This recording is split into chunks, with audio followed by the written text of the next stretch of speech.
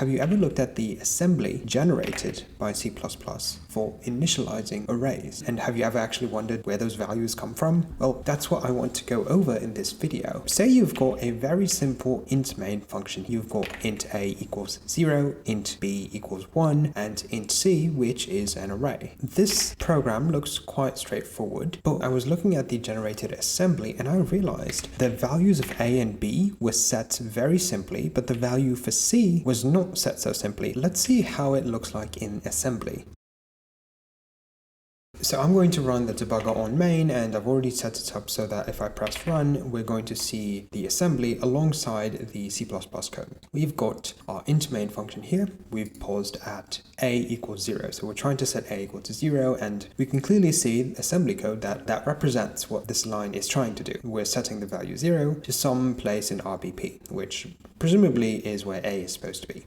Now if we go to the next line, we are going to be trying to set b to 1, and of course we see something reasonable. OX1 set to RBP at a different address. This is the interesting question. What's happening here when we're trying to initialize C? Well, let's press N once more. We're going to stop right here. Now we're at an interesting spot. We are trying to set a register RAX, which can hold 2 integers, and we're setting it with whatever's inside of RIP, which is, I believe, the program counter. So if I print, so as you can see here, RIP ends with F3B, which is the program counter right here. So it turns out when we're trying to set this C variable right here, we're trying to go to the program counter. We're trying to add 4E in hexadecimal, and then we're trying to move that into RAX. This is very bizarre. 0 being set to RBP here makes sense. 1 being set makes sense. Shouldn't we just be setting OX5 into RAX or something like that? Like, that's what my brain was initially thinking. Turns out that that's not how it works. Let's take a look at what's happening in RIP here. So in order to do this, I'm going to run the command px RIP, and this time I'm actually going to add this value, right? So I'm going to add this value, and I'm also going to need to add 7. The details for this, it's kind of hard to explain, but you just need to add 7 because RIP needs to move over the 7 bytes and start like reading from this point instead of this point. Anyway, I'm going to add 7, and let's see what we get. OX7, what's going on here? Okay, that was weird. I think the ordering actually mattered. Anyway, I've got this value here. Let's print this value in X. Okay, cool. So we're at an interesting spot right now. This hexadecimal is saying that it's at F90. Now, if we go look here, we don't see F90. We see F3, F4, F5D, F6, F7, F79, and then the program counter is going beyond the actual end of this main function, right? Like the main function is returning here, but this program counter is going beyond that and trying to find a value beyond that and set that to RAX. That didn't really make any sense to me. Like, how could there be code after the return statement? Now the question is, what values are in RIP? How are we getting that? And to do that, we can do one thing. We can go to the next step. I'm going to do SI to go to the next instruction. So we know that we've put something in RAX. So what have we actually put in RAX? How can we find that? Well, that's pretty straightforward. We can just print hexadecimal at RAX. And this is interesting. So RAX has just been set to the value B5. Now, if you don't know, the 5 actually is this 5 right here, and B is how you represent 11 in hexadecimal. So somehow we've actually ended up adding the values that we need to for C into RAX. That still doesn't make any sense because we looked after the return statement. We're looking at memory after the return statement. How does memory after the return statement have this value? Right, how does it have the value 5 and 11? Well, let's keep going, right? Let's keep going. Let's go to the next line, right? Now we're once again checking after the end value. So for this, right, I'm going to do RIP plus 7 plus OX4B. What do we get? Oh, let me do hexadecimal once again. Once again, we get a hex value that is outside of our current return statement in main. So once again, we are looking at values outside of main. and we're putting that into RAX. So what are we actually putting into RAX? Well, let's go to the next line. Right, let's go to the next line. Let's do px for examine, and let's do RAX. And this time we've got C and D, and this stands for 12 and 13. Isn't that interesting? We are somehow checking outside of the program. We're checking outside of the return statement, and we're essentially finding these values somehow the program knows. And that's what I want to figure out. So that's essentially what we're going to go over right now. Oh yeah, one more thing before we do that. There's one other way to actually read the exact values in RAX, and that is this command right here, which is register read -f int 32, and then pass in RAX, and there you go. See, RAX has the values 12 and 13. So now we've essentially figured out where the values in our IP are coming from. They're coming from memory addresses that are after the return statement. So let's take a look at what's going on.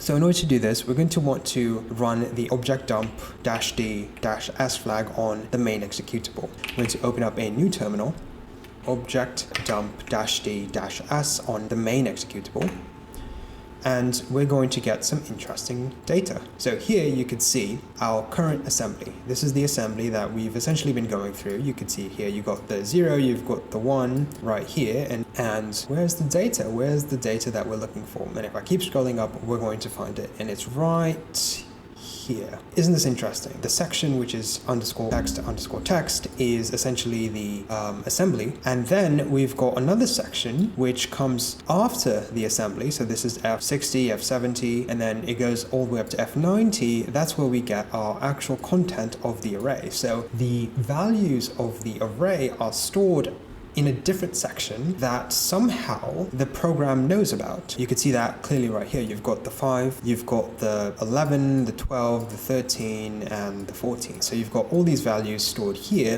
and this is essentially what the assembly code is doing. It's checking at this address, it's checking at these two addresses, it's checking at these two addresses, and finally, in this command right here, it's checking at this address because EAX can have 1 integer, and of course RAX can have 2. That's where the values are coming from, and I thought that was interesting. So this explains to us, if we were to initialize simple integers, then the values get, sent kind of very simply, and if we were to initialize an array, the values are set in a different section right over here, and these values are kind of read into the program. Honestly, that kind of explains what's happening underneath the hood. How are these arrays being initialized?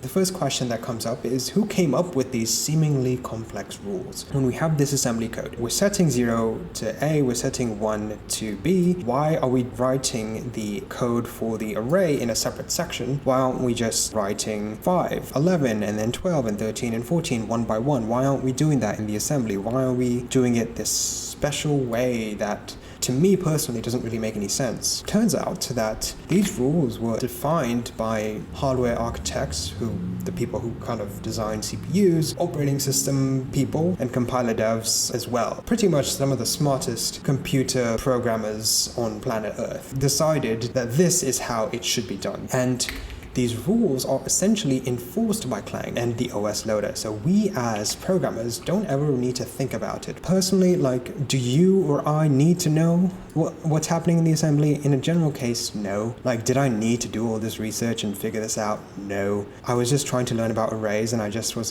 very confused about this line right here, and I wanted to do the research and I wanted to explain it because I thought it was cool, but in a general sense, you don't really need to know about it. But at this point, I was super invested in this, so I was like, I want to actually know, why did they do it? I came too far, I'm in too deep, I need to figure out, why did they think this was better than just setting the array one at a time? And of course I asked my good friend ChatGPT, and it gave some pretty reasonable answers, so I thought I would kind of go over them with you guys just to explain a little bit more, in case you're curious, of course.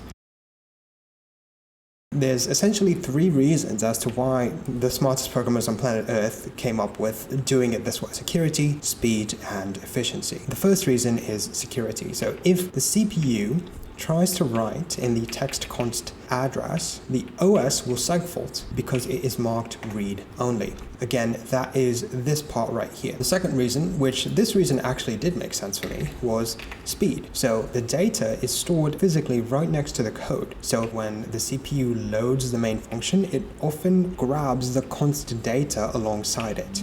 Now this part did make sense for me because as I was reading the code, I was like, hold on, how is RBP reading outside of the return statement? But this data that's being stored is very close to the main function. The main function is stored in memory at F70, and this data for the array, this data right here, is stored at F90, which is obviously very close to F70. So the data is stored in a very close location, so apparently that's good for cache locality, which essentially makes your programs run faster. And finally, efficiency. The OS loads one copy of this segment into the physical RAM, and so even if you run multiple instances at the same time, it will only load this text apparently one time. So these are the three reasons that, you know, the smartest programmers on earth decided to add this little bit of complexity to initializing arrays. Now obviously I'm going to take their word for it. For me, it was just about like learning the rules and understanding why they exist, and that's pretty helpful for me. So I thought maybe it would be helpful for anyone else who is, you know, interested in this. It's kind of like a deep dive that I don't think I've ever seen on YouTube, and I don't think it really exists anywhere, so I want to make this video. If you made it this far, thanks for watching. I'd really appreciate it if you could hit the like button, because it lets me know that, hey, this really weird random video actually is interesting to other people, and consider subscribing for more content on C++ just like this. Of course, if you have any questions or comments on this, you know, leave them down below so I can either learn more or discuss more. Maybe you know something about this that I don't. And that's all I got for this video. Thanks for watching, and I'll catch you guys next time.